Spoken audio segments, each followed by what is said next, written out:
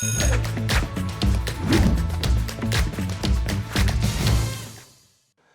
位大家好，我係凡哥嗱，歡迎翻我哋嘅 Uni Biology 全新嘅節目啦，就係我哋嘅重點重溫系列2.0啊。咁我都知道大家同學仔咧等咗好耐㗎啦，可唔可以快速咁樣咧高效咁樣咧去溫到一課咧？咁啊，凡哥咧會配合筆記咧同埋我嘅聲音導航啦，再加埋我樣啦，去同大家演繹一次咧，到底BioWall有啲乜嘢位置咧，大家要特別留意㗎嗱。咁啊，先勿頭籌，今日第一集翻到嚟咧，我哋會去到 E1 Chapter 1，即係 Human Physiology 人類生理學裡面嘅 Osmoregulation 滲壓調節啦。咁啊，事不宜遲啦，一齊睇睇我哋嘅筆記啦。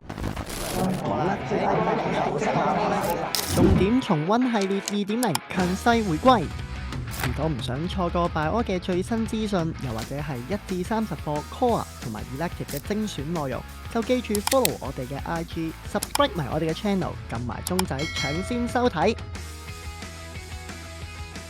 嗱喺呢一課裏面咧，我會覺得咧，其實係一個 E1 嘅大課題嚟㗎。咁啊，你作為一個中學嘅學生啦，你應該係而家學啦，OK，或者 Form 5啦，OK，你都要擺比較多嘅時間落去嘅 ，OK。好啦，咁呢課咧，首先開波咧，我哋見到 osmo 呢隻字啦，即係滲壓呢隻字啦，係咪滲透呢隻字啦？其實就講緊水啊，講緊 water， 講緊 osmosis 滲透啊。所以你要記住呢一 part 嘅核心重點咧，係喺呢一隻字嗰度啊。我哋叫做 water potential， 中文同學就叫水勢啦。你要記住，我哋要維持到一個咧正常 ，OK， 一個比較 stable 穩定嘅水勢啦。你身體嘅細胞咧先唔會入咗水啊、漲咗啊、爆咗啊，或者出水啦、借咗㗎，OK， 因為佢會影響你嘅 metabolism， 即係新陳代謝嘅 ，OK。好啦，咁啊 Part A 啦，先可學翻咧就係我哋嘅 urinary system 泌尿系統裡面嘅 kidney， 即係腎仔啦。嗱呢一課主角咧就係個腎啦。咁腎咧其實由外至內咁睇啦，外面就係 cortex 就係皮質啦，裡面就係麥兜嗱就係水啦，跟住咧就係腎盂啦，嗰個叫做 pelvis。咁其實就係一啲咧集中收集嘅一個地方啦。咁你知就得啦。OK，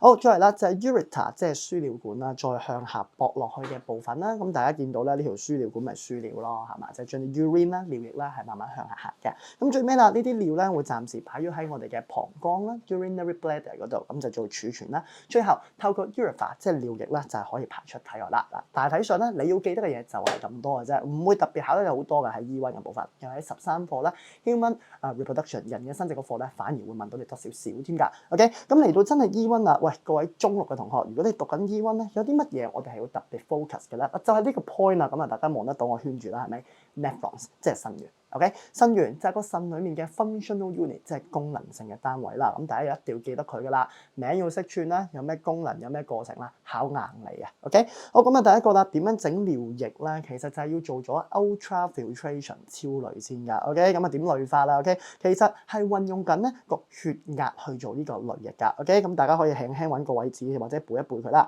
就係因為咧嗰個高血壓嘅問題 ，high blood pressure 問題。咁由於血壓好高咧，就會導致到流體靜壓，即係英文叫做 hydrostatic pressure 啦，都會好高㗎。嗱，兩者嘅壓力情況底下咧，就會令到血漿 plasma 血裡面嘅一啲嘅物質啦，細小嘅 small 嘅 molecule 咧就可以擠出去體外㗎啦。咁喺邊度做㗎？就喺呢個波呢個位置啦。我哋叫 glomerulus， 叫腎小球嘅地方咧，係去進行㗎。咁當中咧，我哋會講到細粒嘅嘢就出到啦，大粒嘅嘢咧就過唔到㗎。For example， 有啲咩細粒嘅嘢考試要特別記得㗎？水啦、water 啦、糖分 glucose 啦 ，OK 嗱，即係例如 H2O 啦、C6H12O6 啦、AA 啦，咁即係氨基酸 amino acid 啦，呢一紮嘢咧都係可以算係出到去㗎。咁仲有呢一課嘅主角喎，就係腎咧，係都會幫手咧處理你身體啲毒素，幫手排咗毒素啦。咁嗰隻毒素叫咩名咧？就係 urea， 就係尿素啦。咁佢會裝喺你啲尿度嘅。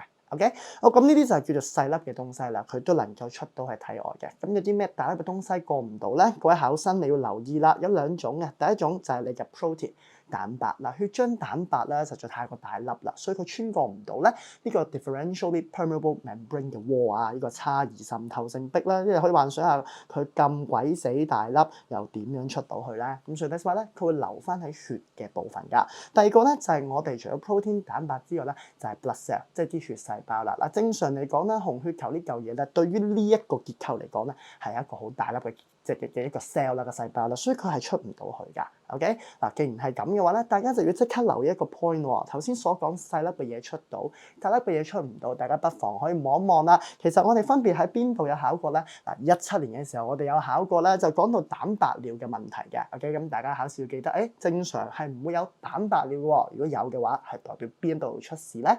第二個 point 啊，就係喺我哋22年嘅時候咧，考評局有考過，就係個 ultrafiltration 超濾嘅過程咧係點樣做啊？咁大家可以詳細望一望呢邊啦。咁你會見得到咧，其實佢就俾咗2-3分嚟叫你講，喂，點做㗎？點解㗎？咁如果你要攞分嘅話咧，你應該要背翻咧相應嘅框架同埋過程啦。OK， 我一打開份卷，成個腦一片空白。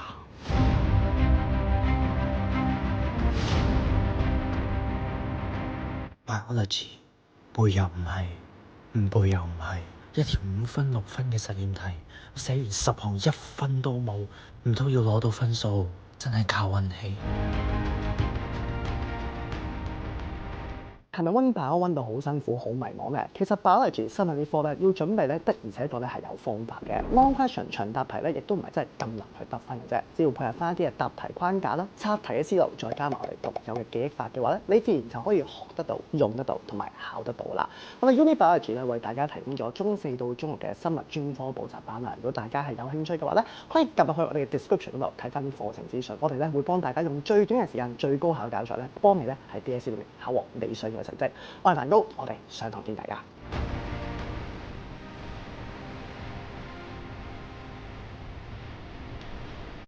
好，咁啊。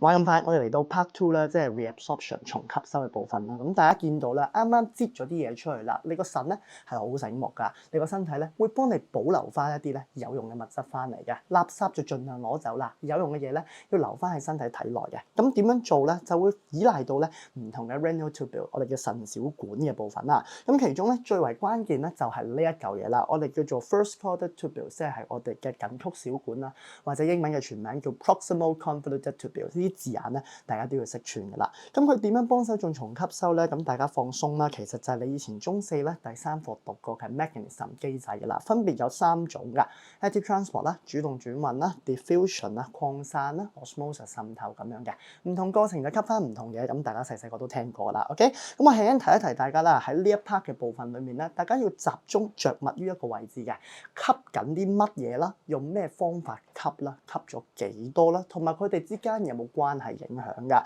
嗱 ，for example 啦，如果你係我學生，你更加聽我講過啦。首先我哋會先吸好糖分先㗎，吸晒100% 啦，係所有嘅糖分會吸晒佢㗎。glucose 同埋 AA 氨基酸都係啦。吸完之後就會影響咗咧我哋嘅 glomerular filtrate 腎小球濾液裡面嘅一啲嘅水勢 water potential， 因為你冇咗咁多糖啊嘛，咁所以睇落去水就會多啲啦。既然係咁咧，會出現咗個 water potential difference 水勢嘅差別啦。故此吸完糖你就會開始吸水㗎啦。最後啦，吸埋水分之後，大家幻想下啦，而家啲水越嚟越少嘅話咧，咁即係裡面含有嘅 urea 尿素咧嘅濃度就會上升㗎啦。就好簡單啦，一杯阿華田拎走晒啲水，得翻啲阿華田粉，係咪越嚟越濃郁咧？個意思就係咁樣啫。咁所以最後咧就可以做到 diffusion， 做到擴散啦。嗱，咁梵高會提一提你啦，呢度考試考過無數咁多次啦，可以咁講係核心嘅重點嚟㗎啦。OK， 咁大家一定要有心理準備去背一背啦，點樣吸啦，用咩方法吸啦，同埋最重要咧就係呢個位置咧會提一提大家㗎，就係頭先講到啦，糖就係100% 嘅，咁水咧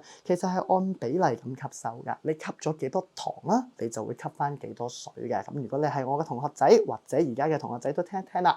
2017年 DSE 就係考過一條好經典嘅4分題，講到點解我哋人咧吸咗糖之後啦 ，OK 就會吸翻咧咁多水啦，嗰個濃度上嘅變化。OK， 好啦，晏啲再講一講啲題目啦。咁同埋咧講埋啦，就係 urea 即係尿素嘅問題。嗱，同大家講聲啊嚇 urea 尿素咧 around 咧係吸50%，即係一半嘅啫，不多不少啦，多數都係50嘅。咁考試咧亦都要識得咧係去做翻個描述啦嚇。OK，咁具體啱啱講到嘅題目，大家可以望一望2014年啦，有一個表格喺度問翻你啦佢吸咗幾多咧？用咩方法吸咧？2017年就俾一幅圖你去講到啦到底我哋係點樣咧？嗰個濃度上 concentration 上係不變嘅咧。OK，同埋頭先上面講到嘅蛋白尿啊，都係關佢事㗎。咁仲有一題咧比較近年少少就係2022年嘅 DSE 啦，咁大家又可以望一望呢度啦，有條 graph 咧有條線咧跌落嚟，都係考緊咧你嘅 reabsorption 重吸收，講緊係點解咧我哋吸完糖啦會吸水啦，係點樣引申到個過程係點啦？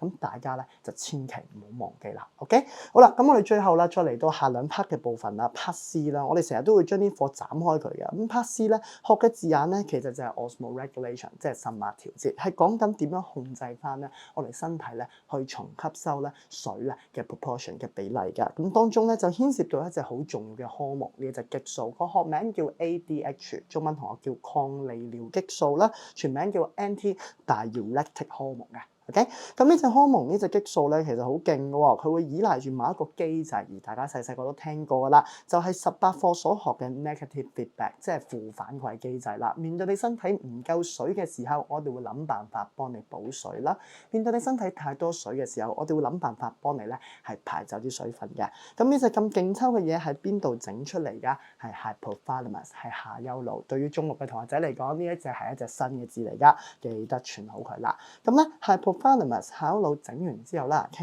實咧佢就會俾人擺咗佢落去咧我哋嘅 pituitary， 我哋嘅垂體度㗎。所以咧，如果人哋考試問你邊個係負責製造，你要答下丘腦 hypothalamus； 邊個負責釋放 release ADH 咧，你要答到垂體 pituitary。兩隻字係唔可以搞亂嘅。OK， 好啦，咁你會問啦 ，ADH 有咩咁精彩咁勁抽咧？其實就係因為咧佢啊可以增加咧嗰個集尿管壁對水嘅透析。英文同學 increase the wall of permeability or wall of collecting duct to water， 好長 sorry， 應該咁講啦，令到個 permeability of 個 collecting duct 嘅 wall 咧 to water 咧係高咗。咁講可能仔細啲 ，OK， 咁即係總言之，你可以咁諗啦，就係 ADH 越多啦，佢嘅穿透能力咧就越高。咩叫穿透能力越高啊？啲水就更加容易咧就吸翻去你嘅血嗰度啦。咁我哋都可以咁講啦 ，ADH 越多 ADH， 你就可以保留多啲水。我哋會咁記嘅。如果你係越少 ADH 啦，你就會保留少啲水啦。嗱，既然係咁啦，佢就可以影響到咧我哋身體血咧重吸收嘅水分啦。咁既然係咁啦，血嘅水分你可以控制翻嘅話咧，你尿嘅水分咧亦都可以控制到啦。OK， 例如你要去排走水分嘅，咁你咪血要少啲咯。嗱，舉個例咯，例如你飲咗好多水分喺度啦，我哋唔需要咁多水嘛，咪少啲 ADH 咯。OK， 咁咪吸少啲比例 proportion 嘅水咯。咁你嘅尿就應該會多啲，你就可以排翻走多啲水啦。你嘅 water potential 水勢就去翻正常啦。相反啦，例如你做完運動出咗好多汗啦，嗱呢個考試成日都考啊，12年都出過啦，就係做運動出汗，你身體嘅水分。即係水勢啦 ，water potential 啦係唔夠嘅，咁唔夠唔緊要㗎，咁身體要諗辦法幫你補充翻啲水啦，咁自然就要放翻多啲 ADH 啦，令你吸翻多啲比例嘅水分啦，令到你血嘅 proportion of water 多翻咧，你尿嘅水就會少啲啦。OK， 咁啱啱大家聽到好似出口成文好多嘢咁樣啦，咁其實呢度考試咧好集中講一樣嘢㗎，凡哥都要睇一睇你轉翻個樣先，就係框架嘅問題啦。嗱，啱啱講到 ADH 啦，其實考試咧一般嚟講會有4至5分嘅大題目，咁大家要去認識啦，點樣寫到保留水啦，同埋拎走啲水㗎。OK， 咁如果我哋講到考試嘅話咧，凡哥同你講少少嘢啦。喺2012年嘅時候，好似呢一題咁，你望到咧就係講到唔同嘅嘢飲啦，嗰個叫運動飲料 sport drink 咧係點樣幫手補水啦，流水定排水㗎。2024年啊，新啲嘅題目我哋會見得到咧，佢都係考緊一啲嘅嘢飲啦，點樣影響你嘅尿液量㗎？冇記錯，好似係糖同埋 glycerol 甘油嘅嘢㗎。OK， 咁具體自己可以睇翻啲題目啦。咁跟住咧，16年同18年咧，18年就係中間啦，就係考咗酒精。alcohol 原來酒精咧係利尿嘅喎，點解咧？原來酒精係影響緊 ADH 㗎，你可以去望一望啦。咁同埋啦，最後一題咧比較我哋叫補習老師講比較難嘅地方咧，係2016年嘅 DSE 係講到血糖嘅問題。點解糖尿病患者係去小便去多啲咧？嗱，呢條我會想特別喺度提一提大家啦，就係咧我哋頭先筆記講過好多嘢，就話原來你要控制啲水啊，吸翻多啲少啲咧，就關 ADH 事。但我想你記住，唔係下下都關 ADH 事㗎。你要睇清楚題目，佢有冇俾你寫 ADH 啦？有冇叫你 reference to hormonal control 啦？如果冇嘅話咧，冇參考激素協調咧，有機會你係唔準用 ADH 啦，要用嗰個 water potential difference，我哋叫水勢差啦，去做翻一個咧解釋㗎。而呢條正正就係16年咧最難嘅嗰條4分題目啦。OK， 如果你上我堂嘅同學，你會記得我講過啦，同你畫過好多圖啊嚇，咩正常人啊，級幾多啦。OK，嗱咁嗰啲課金關係嘅嘢咧，就留翻大家上堂再聽我講啦。OK， 好嗱，咁最尾咧，基本上成課我哋聽完落去之後咧，仲差一個少少嘅位置啦，想提一提大家嘅就係呢一個叫做hemodialysis，即係血液透析啦，又名洗腎嘅部分啦。嗱咁其實有啲人咧，即係個腎可能係出咗事啦，咁佢喺呢個情況底下咧，佢身體咧嗰個過濾血液嘅能力就會下降啦，甚至乎會積聚好多有毒物質嘅。咁所以梵高提你啦，即係如果假設個腎出事嘅話咧，佢最大嘅危險性咧就係啲尿素 urea 積聚，佢太多蛋白質嘅呢啲嘅廢物啦。OK， 咁所以 that's why 咧，我哋要用一啲人工嘅方法去幫你洗嘅。咁個學名就係 dialysis machine 啦，即係洗腎機啦，又名 kidney machine 啦，又名頭先一開波講嘅 hemodialysis。OK， 好啦，咁我哋話啦，其實洗腎方面，梵高提你就係我哋會運用一啲洗腎液啦、透析液啦、dialysis fluid 啦。其實佢同 plasma 血漿差唔多嘅，唯一分別咧就係佢冇垃圾嘅啫。即係你可以幻想到啦，有一包好乾淨液體喺出面啦，我哋啲血就好邋遢嘅。咁所以大家細個聽過啦，咁咪可以出現咗一個叫高濃度啦，去低濃度，即係 diffusion， 即係擴散啦。其實就用緊呢個方法咧，將血裡面嘅 urea 尿素咧就係攞翻出嚟，拎翻走佢。大體上咧就係咁嘅意思嘅啫。OK， 咁你要記得用咩方法去改啦，即係去拎走呢啲垃圾啦，同埋咧頭先講到嘅呢啲液體咧，佢哋嘅設計上面咧係有個關鍵嘅，就係佢係冇垃圾嘅。OK， 佢嘅溫度啦、水分啊呢啲咧都係同正常差唔多嘅，咁又點解咧 ？OK， 咁呢個咧就交俾大家自己試下諗下啦。OK， 好嗱，咁基本上你問我有冇考過係嘛？咁我會同你講啦，根據我哋嘅考評報告啦，同埋考評嘅資料所講到咧，係 sample paper， 即係我哋嘅叫做練習卷嘅部分啦，樣本試卷啦。咁啊，其中出過1題2分嘅啫，係好少嘅。咁所以我會覺得即係呢一 part 咧，對你嚟講，你聽完啦，你知道發生咩事，其實已經好足意㗎啦。OK。重點重溫系列2.0強勢回歸。如果唔想錯過 Bio 嘅最新資訊，又或者係1至30課 Core 同埋 Elective 嘅精選內容，就記住 follow 我哋嘅 IG，subscribe 埋我哋嘅 channel， 撳埋鐘仔搶先收睇。OK， 咁大家咧記得啦，花多少少時間啦喺我哋頭3 part 嘅部分。嗱，而家再嚟一次咯。第一 part 係你個腎仔嘅結構啦，你要知道咩係 nephron， 咩係腎源㗎。第二部分你要知道點樣整尿液啦，當中分開咗3大方法。第一大叫做 ultrafiltration 超濾啦，第二大就係我哋嘅 reabsorption 重吸收啦，第三個咧就係 osmoregulation 滲壓調節。咁大家一定要記得啦，同埋呢3個步驟分別喺邊度同邊度咧去進行㗎。OK， 咁我哋 quick recap 一次啦，一個 summary 就係我哋嘅 ultrafiltration 超濾咧喺腎小球 glomerulus 度做嘅，而我哋嘅 reabsorption 重吸收咧就喺 PCT proximal convoluted tubules 近曲小管嗰度進行嘅，或者叫 first choroidal tubule 啦。最後啦 osmoregulation 滲壓調節咧就係講緊 ADH 咧就喺我哋嘅 collecting duct 嗰個叫集尿管壁咧嗰邊產生反應㗎。OK， 咁而家咧你就用咗一個都叫做唔係好短，但又唔係好長嘅時間啦，快速聽梵高講一次啦，咩叫 E1 Chapter 1啦。咁希望呢條片段咧可以幫到咧在座咁多位啦，或者睇緊條片嘅 DSE 考生啦。呢個亦都係我哋嘅全新系列，亦都係第1集嚟㗎。如果中意嘅話咧，不妨可以喺下面咧留低你嘅 comment 啦、like 啦、subscribe 呢個 channel 啦，撳埋鐘仔搶先看就更加好啦。OK， 我哋成 team 人咧都會為大家咧繼續去拍多啲咧呢啲咁有用嘅 video 啦。咁希望咧係可以幫到咧每一個考緊大學嘅你。OK， 我係梵高，我哋下集再會大家，多謝大家今日嘅時間，下集再見。